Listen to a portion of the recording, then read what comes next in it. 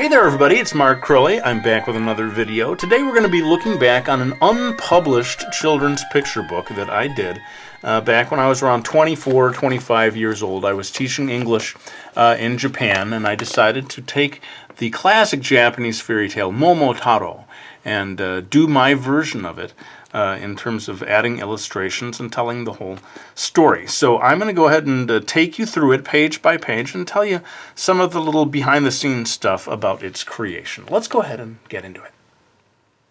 Okay, so this is the title page that I created for myself way back in the early 90s, I guess it was. Even the printing seems a little bit crude compared to what we do these days. And I must say that this idea that I translated and illustrated this is a little far-fetched. I didn't really translate anything. I think I got a copy of the book, a Japanese version of the story, had a close look at it, and kind of guessed, I suppose, at what the story was based on my understanding of Japanese. Could not really say I translated anything. But anyway, this was my first little opening illustration here in which I envisioned what I thought Momotaro, the great peach boy warrior, should look like for the duration of my project. So I'm going to take you through this 2 pages at a time. Let's go ahead and read the text. Once upon a time there lived an old man and an old woman. Every day the old man went up into the mountains to gather wood, and the old woman went down to the river to do the laundry. And my idea was to have a little spot illustration, like here's the wood that the old man would gather, on every one of these text pages. And then we would have a full illustrated page like this. And, in a way, I sort of maybe hoped that this might be able to be published someday. I don't know how seriously I took that dream. Of course, it still has not been published all these years later. And I don't think it could be published in its current form because it's a little bit uneven. You're going to see some of these later illustrations that are not so good. But for this one, not bad. Not bad for a guy who was just still practicing, in a way, I think you'd have to say, at this stage in my career. Let's move on to the next page. One day while the old woman was doing laundry, she looked up and saw a giant peach floating down the river toward her. "My goodness," cried the old woman, "what a big peach that is. I must take it home for my husband and me to eat." Using all her strength, the old woman pulled the peach out of the river and carried it home. And I thought I'd point out that this is all hand-lettered. For some reason I decided to do all of this very painstakingly by hand. I guess I didn't have access to a computer that could have printed it out. But let's have a little closer look at this spot illustration. This is one of the better ones, I thought, and kind of emblematic of my watercolor and ink style, and a little bit of colored pencil, or just maybe ordinary graphite pencil.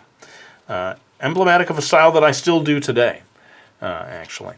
But we better pull back because I want you to be able to see the whole illustration on the next page. And there it is. This one I put a lot of extra time into, you can see, especially in terms of trying to get this shimmering, watery surface.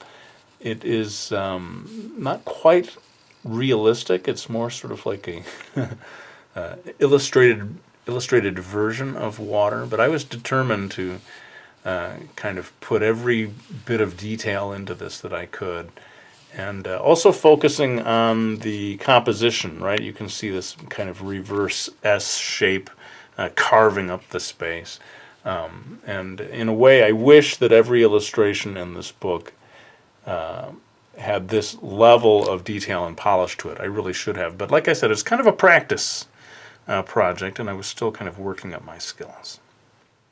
When the old man came home and saw the giant peach, he blinked his eyes in disbelief. "I must be dreaming. That's the biggest peach I've ever seen," he said. "Well, what are we waiting for? Let's eat it." But just as they were about to cut it open, the peach split in half, and there in the middle was a plump, healthy baby boy. So anybody who knows the Momotaro story, you know that this is one of the key scenes when they open up the peach, and there is Momotaro, fully formed, ready to take on bad guys. And yeah, interesting that I decided to just blacken in the entire background and make this foreground pop forward that way. A useful technique you can try, especially if you're too lazy to actually draw a detailed background, like I clearly was. Let's move on to the next page. The old couple named the boy Momotaro and raised him as if he were their own child. Now, just so you know, Momo means peach, and Taro is kind of like John or Jack. It's like a very typical old-fashioned Japanese boy's name.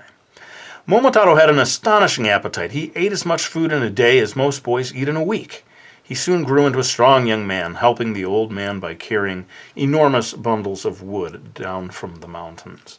And I'm about to show the enormous bundles of wood seen on the next page, but this, I wanted to zoom in for a moment and show you this spot illustration showing the giant mountain of rice. I always remember Japanese people looking at this and saying, wow, that looks really delicious.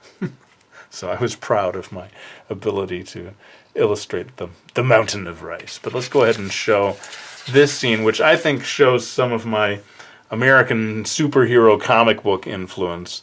Normally when this scenes like this are illustrated, it's not taken quite so far as I did here, you know, where he's just got enormous tree trunks, you know, like a whole truckload of wood that he's carrying down from the mountain.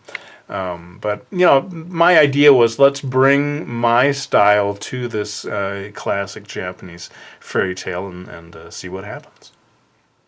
One night as Momotaro was out walking beneath the stars, a crow called to him from the top of a tree. "Momotaro," he said, "something terrible is happening. There is a band of ogres living on an island out in the sea. They've been raiding villages all across the land, stealing food, and kidnapping children." This news made Momotaro very angry. There must be something I can do to help, he thought. Now this thing about the crow calling to him from the top of a tree, I was sort of picking and choosing from various versions of the story, and it's not in every version of the story, this idea of the crow, but I thought that was a very interesting idea, and so I worked it into my version of the story. And this is maybe my favorite illustration out of the entire project, even though it's not as detailed as some of the other ones. But I think the composition is good, and it's maybe, to my eyes, more professional looking than many of the other ones. A little trick, though, is that instead of trying to make a even blue color, I just took blue paper. I just started with blue, almost like construction paper, and did the illustration on top of that. So that's a little trick for you. If you want a nice blue sky for an illustration such as this, you don't have to try to color all that in. Just start with blue paper. The next day, Momotaro told the old man and woman about the ogres. "I'm going to go to that island and fight those rotten ogres," he said, "and I won't come back until all those children are free." The old man made him a beautiful new suit of clothes. The old woman made him dumplings to eat as he traveled. The next evening, Momotaro set out on his journey.